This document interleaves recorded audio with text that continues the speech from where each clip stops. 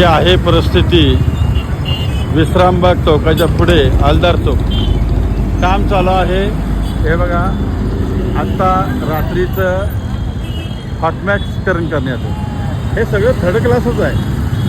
हे बघा किती ट्रॅफिक जाम केलं आहे. रात्री यांचं कसं हॉटमॅक्सचं काम चालतं, रात्रीचं कसं टेम्परेचर मेंटेन राहतं हे मला समजत नाही. आणि हे लोक म्हणतात आम्ही काम बंद केलं आहे, पण हे काम बघा चालू आहे पूर्णपणे.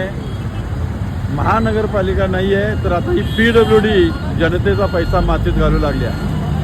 हे काय चाललं आहे? रस्ता एकदम चांगला आहे, त्याच्यावरती हे करायला लागले आहेत. आणि जिथं रस्ता नाही तिथं मात्र यांच्याला फंड नाही. अरे काय चाललं आहे? किती वाईट परिस्थिती आहे ही.